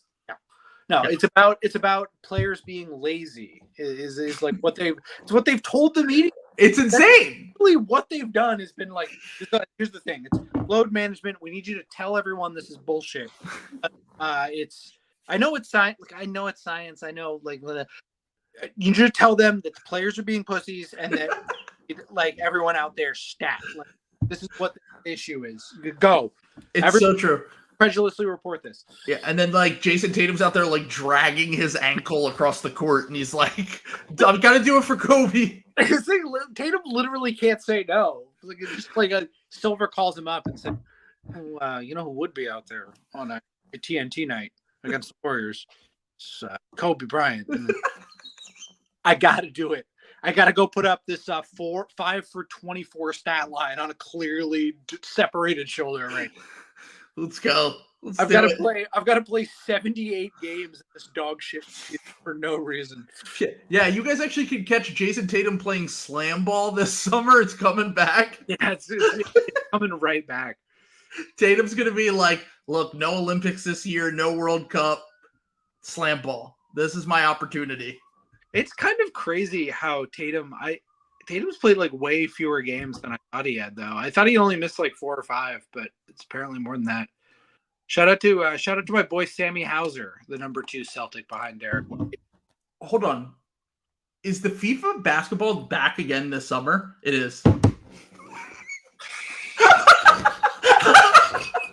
I was like, wait, that was 2019, the last time they played. Yeah, and then it was the Olympics. Fuck. Yeah. Fuck. Yeah. 2 years ago was the Olympics. Fuck. Oh, no. Yeah, it's August 25th to September 10th. God, imagine these European players, dude. Like, they're like, dude, they played in Eurobasket last year. Yeah, it helps if you. Oh, no, Jason Tatum has played 69 games this year. It's just nice. a lot. Yeah, all right. Well, fuck, man. Like, I just. This thing is gonna turn me into those Mets fans for screaming World Baseball Classic. Yeah, I'm gonna do the with like Jason Tatum and needing to play for Team USA every summer. Take a break, please. I somehow didn't even realize that it was because I was joking. Oh, there's no FIBA, there's no whatever. No, it's back. It's back this summer, and Jason Tatum will definitely be playing. He will play 700,000. Somehow, like he will play the equivalent of 2 NBA seasons of FIFA ball this summer. Somehow, yeah. Somehow that will occur. But now I'm just thinking about like because FIBA has like European, the European teams playing that too. So like guys like Jokic and Giannis and all them, like they played in Eurobasket last year, Olympics the year before, and then they played in the World Cup this. Like, it's insane how many basketball games they play. It's just, like, unhealthy at a certain point. Cooper. Yeah. Dedicated to the grind. Yeah. Except for Giannis. He has no bag. Just kidding. Love you, Giannis. So... Help for the sex addiction. Let's get to our play-in matchups here. Okay. I keep... This is not a Patreon episode. It's all good. It doesn't matter. If you do want to hear deranged things like this all the time, subscribe to the You Know Ball Patreon. Like an ad for Patreon episodes where I'm cooking. Trill lets me cook a little more on Patreon episodes. Yeah, I'm Chef Curry out there. Yeah, let's talk about these play-in matchups. So are we drafting the play? I just kind of wanted to talk about like the potential because we drafted our playoff matchups in the last Patreon episode, and you did at one point draft a potential play-in matchup, which got me thinking like, what would be the best play-in matchups that we could possibly see? Because if you look at the way that the board's breaking right now, there are some interesting games that could happen for the 7-8 in each conference.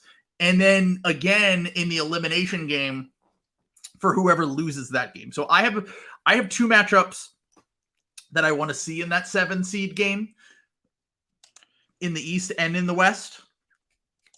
So we're now staring down the barrel of a few different variations of this. But in the East right now, we could get either Heat Bulls or Heat Raptors in the 7 seed. So I was going to make a joke about like Heat Raptors because I feel like all 7 of the greater Damons, Mammon, Asphodel, Beelzebub, all will manifest on the court if we ever see a rap mode game like this. Oh, that God. Would be the worst. A rap mode single game playoff. That will be the grossest, shittiest game of all time. Everyone will be injured.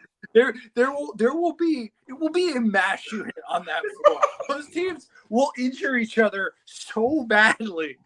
Like, yeah. So you would have, honestly, like with the way that the Raptors now have Jakob Poeltl, who, by the way, has improved their offense somehow, because as I listened to the Pound the Rock podcast, and they're Raptors guys, and they talked about Jakob Poeltl, and he was like, one of the things that people were saying was that he's not going to help their half-court offense because he's going to make the spacing fucked up, which in theory should be true, because they were like, you essentially are adding another non-shooter to the mix, and it can make things clunky or whatever. But what they were talking about was like, they didn't get any of the benefits of having, like, when teams go 5 out, like when the Celtics go 5 out, right? They have 5 guys on the court that can shoot at all times. When the Raptors were doing that, they didn't have shooters and ball handlers at every position. They just had guys who weren't big enough to be centers. So he was like, they were basically like, in theory, everyone should have been right in that regard, but because they just have a normal center who can like get rebounds and like set screens and do things that they weren't doing before, it's actually helped their offense a little bit. And they're actually offensively not as bad as I had anticipated. Some of that is full court stuff too. Transition, they've always been really good. They're actually 12th in offense right now, according to Cleaning the Glass, which was crazy to me. I know. I was shocked to learn that the Raptors are 12th in offense. Keep in mind, once again, the transition thing. Also, they are big on the possession game, where their defense was really bad before because they were just constantly gambling, trying to get steals, because it was basically their best form of shot creation was, let's turn the ball over, let's get out running. Yeah. But Miami is having an absolutely down year for their offense still for Miami. By the way, Miami has a point differential of negative 0.4 right now, which ranks 20th in the NBA. Good. And Good. they are most likely going to make the playoffs as a potential top 6 or 7 seed. As Bill Simmons said, you've got to be terrified of them. They're a scary team. Terrified. The 25th offense in the NBA right now. The only teams worse than them: Orlando, Houston, Detroit, San Antonio, and Charlotte. Also known as the good teams. It's good. Literally all of those teams are top 5 in lottery odds right now. And then Miami. But of all these matchups, I personally would rather see Heat Bulls, even though this doesn't really match with, like, the Bulls are actually just ahead of Miami in offense. I don't know if you realize this, but the Bulls are just a conundrum to me. They're like top 5 in defense this season. And then they have the 24th offense. Like, with that team, how is that possible? Billy Donovan's like actually probably like a pretty decent coach, I would say, like, to kind of get that. I mean, they've just had like the season from dog shit hell. They're not this bad. Yeah. Like, I think if you play this season, I think if they ran it back next year, they would be like much closer to like where like the Heat and like the Nets are right now than like scrapping around the bottom. I think that's more their. See, I think the Bulls could be frisky out of the 10 seed, like in the play-in. Like, I absolutely think they can get up to the 8 seed. And like, I think they're gonna. I think it's gonna be right now. If I had to make a prediction, I would say so. It's more likely that the Nets end up in this seed than the Heat. But every time I feel like I have the Heat, they're gonna push their way up to 5 or 6. They have an embarrassing loss. Like, they got crushed by the Nets the other night. Like. Yeah. So every time I feel confident that they are going to make a run here, they just don't do it. So maybe if I had to make a prediction, it would probably be Nets Bulls. But the matchup I want to see the most is Heat Bulls, because you have a lot of storylines here, actually, if you think about it. Jimmy Butler versus the Bulls, already great storyline. Like, the team that gave up on him, who was the player that they traded and they got back in that trade? Well, actually, they got two really good players. People always shit on them for the Jimmy Butler trade, which I actually get because it's like you don't trade a top at the time. I think he was like a top 15, top 20 player, like unless you're getting back guaranteed good players. And this was right before the explosion of the Anthony Davis trade and the James Harden trade and all these huge haul trades. But they got back Lauri Markkanen and Chris Dunn. and Zach LaVine. Yeah. You got two all-stars. Yeah. If you were just more patient. Yeah, I was going to say, if you hadn't, they couldn't play. It's so funny because I have like Bulls fans in my life, and some of them like really believed in Lauri, and they're like, it's like so funny. It was like such a dividing line. Like some were like, we don't know how to use Lauri, and then others are like, he is the worst fucking player. It was like I leaned towards the other way. I was like, his defense is so bad he'll never be a good player, and it turns out it doesn't even matter because he's an insane shooter. Yeah, he's he's one of the best shooters. No, and I mean, like, look, I think the Bulls, like, look, the Vooch trade was where the wheels came off on this. I think pretty much everything else they did was pretty defensible. Like, the Lonzo signing, like, it didn't work out. That's not that. Who cares? Like, who cares? Like, that they did like a pretty good job. It's really just the Vooch trade is like what we're talking about with that Bulls shit. Like, it's weird because I feel like we've been shitting on them for 2 years, and now that you bring that up, I'm like, you're kind of right. Like, I mean, like. We talked about this with Trey, where it was like, if Lonzo doesn't get hurt, they're definitely more competitive. And they're probably more respectable in that 5, 6, 7 range. And people are talking about them entirely different. Lonzo's injury plus the Vooch trade just being an objective disaster. It was a terrible trade that you can't really defend. But DeMar signing, great. Awesome. The AO pick, he was a second-round pick. He's a rotation player. Second-round pick. Great pick. Patrick Williams, like, honestly, for where you picked him, he's fine. Looks all right, like good role player for the fourth pick in the draft, which is about the average outcome. That's about right. Yeah. Yeah. You didn't fuck that pickup. You should have drafted Tyrese Halliburton, a lot of people. That's the honest thing. Where if like a lot of people make that mistake, is it really your mistake? Like, no, I disagree because we knew Halliburton was going to be good. That's like, we didn't know anything about Giannis. Everyone, like, if you listen to him talk, if you listen to Halliburton talk, once LaMelo went off the board, that was the conversation, was like, okay, when's Halliburton going to get picked? They talked about it on the broadcast. Bill was talking about it leading up to the draft. A lot of draft nerds liked it. Like, his comparison was Lonzo Ball.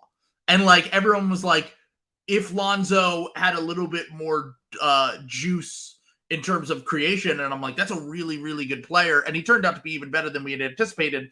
But I don't think it's hindsight bias to say that we all knew Halliburton was like a top 10 talent at worst. I remember in that draft being, fuck, that's early for Patrick Williams. Like, ideally, he was a reach more so than Halliburton was. Yeah, that's what I'm saying. Like, but I do think that you could have, like, ideally you like trade back there, but like, like you take your guy.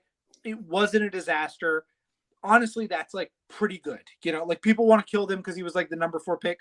There are way worse number 4 picks in a lot of drafts. Like, no, he's good. I mean, he's good, all things considered. To get, once again, we talk about the importance of finding any wing who can shoot and defend. It's like virtually impossible. So all things considered, he's been fine. The Patrick Beverley signing has been great. Let's go. Like, Alex Caruso was in a dynamite signing.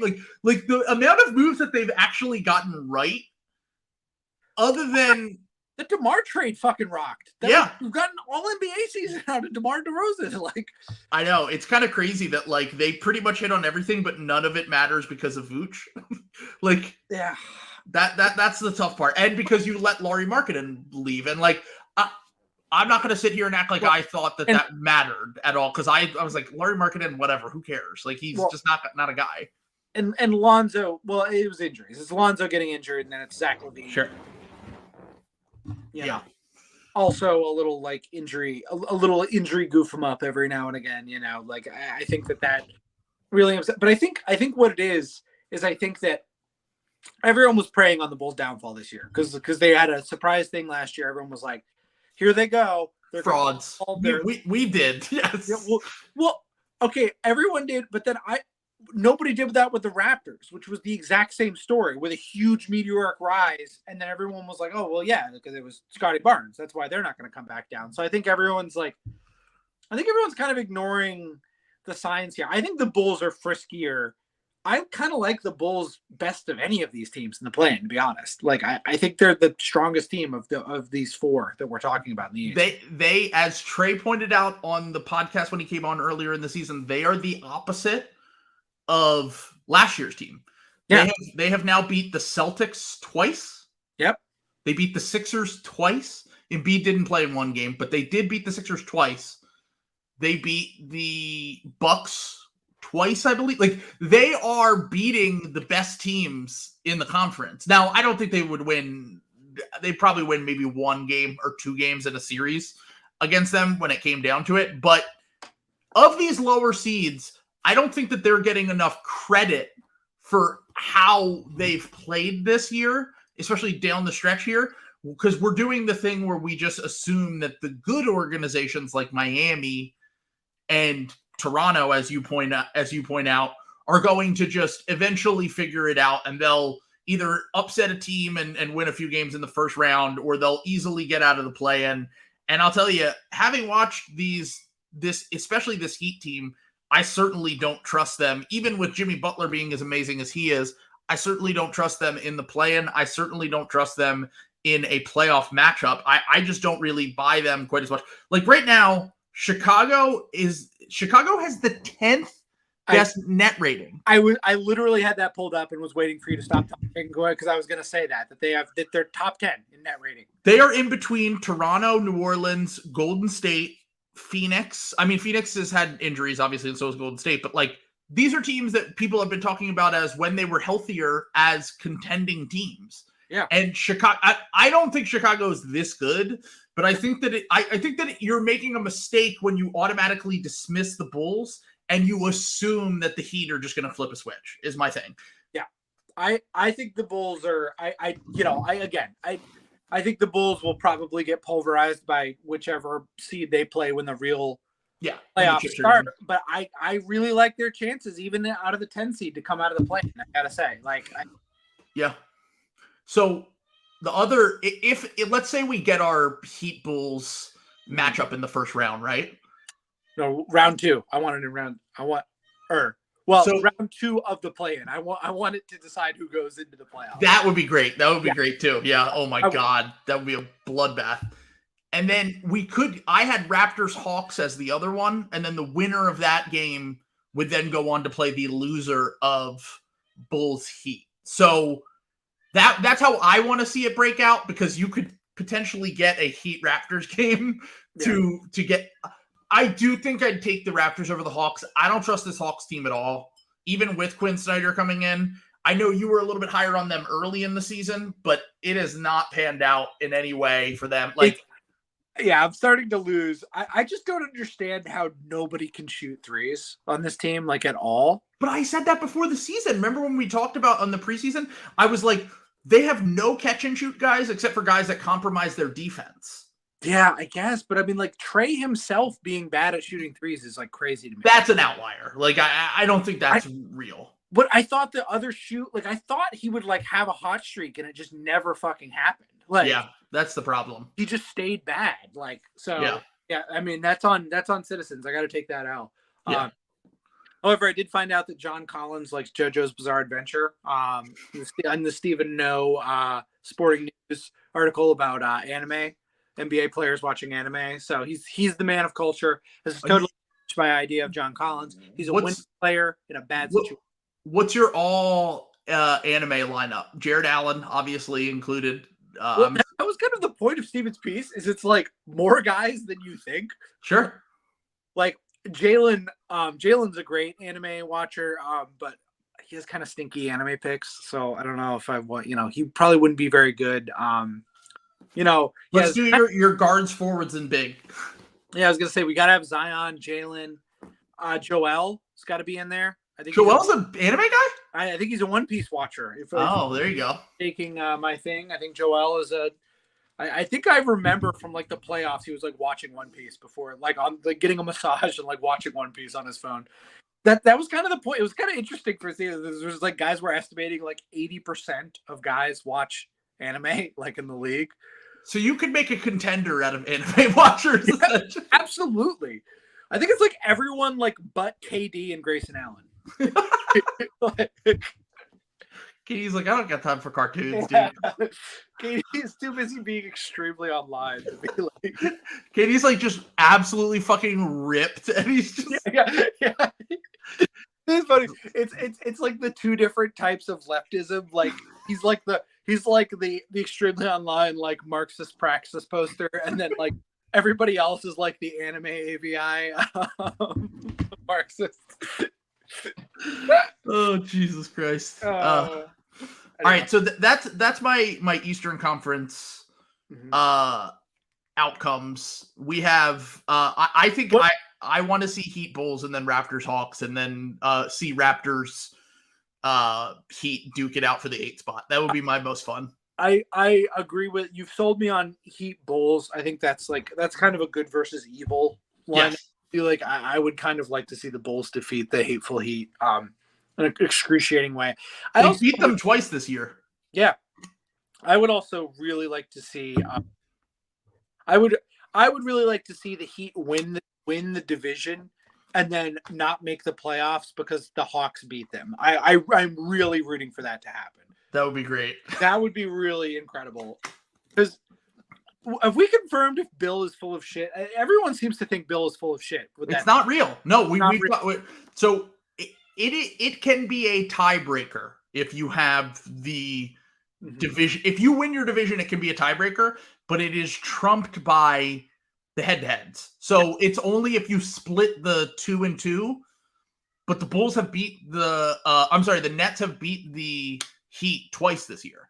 Yeah. So they win the head-to-head. That trumps the division winner bullshit that they've been talking about. Because division and conference and all that stuff, it comes into play, but it's usually one of the second, third, fourth tiebreakers. Yeah, just like way down there. Yeah. Yeah. So I will say, if I had to, we're going to make our picks eventually for the plan. I would certainly not pick against Jimmy Butler in a one-game scenario. I don't care who they're playing. I know that I in a one-game scenario, I think Jimmy Butler is dying on the court before the Heat lose. I will say that much. I like the Bulls' chances, but I'm not going to pick against Jimmy in a one-game scenario. I will say Jimmy will also be powered by Bulls fans who hate their team and love Jimmy. Yes, same amount that they hate their team. You know, it's like the Sixers, same thing. Like, it's That's what I'm saying. Like, Bulls fans would be in the stands, like, yeah, show this cheap motherfucker. Like, it's so true. It's like I bet you by the end of the Sixers Heat series last year, in Game 6 when we were losing, people in the stands were like silently clapping for Jimmy. Like, fuck the Sixers. We fucked up. Yeah, exactly. Yeah. So, all right, let's look at the Western Conference and what's that? This is fascinating. I thought, so you know me, I'm a huge proponent of the no ducking under any circumstances. Yes. Russillo and Bill talking about the Warriors. God, I mean, you're never going to get a more clear-cut duck scenario than 5-6 in the West this year. Like, because your road will be Suns, Nuggets, or your road can be Kings, Grizzlies. Make your pick. Like, if they have the option to, because they might not have the option. That's the thing, right? That's the thing. That's the problem. Because, like, I think you said to me earlier about the Jazz being in the 12 seed and they're like 3 games back from the 4 seed. Yeah, right. It's crazy. Which is like insane. But if you have the option, for sure, you take that route. I'm not saying definitely duck it. I think you win as many games as possible so you can put yourself in a situation where you have the luxury to duck maybe in the last game or two. But I wouldn't blame them, mostly because I don't think the Warriors really have a shot to win the title this year. Yeah. And you're following up a championship year and you're getting yourself potentially back to the conference finals. You can build on that. Like that's like you can be like, hey, great year. We're not down on the fact, like, if you go into the first round and you get smacked by the Suns, which I don't even know if it would happen, but like if you do get into a scenario where that happens, it's a lot less easy to be like kind of pat yourself on the back for your defending champion year when you're getting your ass kicked in the first round, kind of like with the Lakers and the Suns a few years ago, where the Lakers were the 7 seed and they honestly had a shot to win that series. But injuries and everything and age and everything that someone pointed out to me from Twitter, like that kind of feels more like the direction that the Warriors are headed in. And if they can get 2 favorable matchups where their path gets back to the conference finals, that certainly becomes interesting. But there is a possibility that they fall into the play. Like, I personally want to see, this is just from my personal viewing standpoint, I want to see Lakers Warriors again. I'm a sicko. I want to see 7-8 matchup, LeBron versus Steph. Last time LeBron got the best of Steph, and then the Warriors missed the playoffs entirely. This time around, both these teams have been up and down. Both these teams have had health issues. Yeah. I think I'd lean Warriors because I think that the Warriors have just had better health, and they have better health right now, although without having Wiggins, I don't know. I think I would lean Warriors. I think I trust them a little bit more, but I certainly don't have a ton of faith in either of these teams. And then for my second matchup, I had Pelicans Thunder, just 2 young teams going at it for a chance to then play the loser of the Lakers Warriors game. That's really interesting because I had Pelicans Lakers. For your second game. Yeah, for the Anthony Davis Bowl. Yeah. Yeah. Well, anywhere, because that's the thing about this play-in is any of these games could be anywhere. Sure. Anywhere in the play-in, so. I do really want the Wolves to stay at 7 somehow. So I'd like for them to stay at the top of the. I want Grizzlies Wolves part 2. I'm not gonna lie. I really want that playoff series in round 1 again. I think that would be a lot of fun. And I think the Grizzlies, I think that's sneaky kind of a bad matchup for the Grizzlies, to be honest. Think about the size that the Wolves are trotting out there. Yeah. No Steven Adams and no Brandon Clark. And the Wolves are getting healthy at the right time. Yeah, like I don't know. I mean, I haven't seen how Cat's integrating back in with them, but like he's been good. I watched that Warriors game last night. Not only was he good on offense, he had some defensive moments in that game where I was like, what the fuck? Like let's fucking go. I was kind of shocked. That is the funniest and best thing that could happen in this playoffs is the Wolves making round 2 beating the Grizzlies in the first round. I want that so fucking bad now. I want that so bad. That is like my number 1 absolute favorite.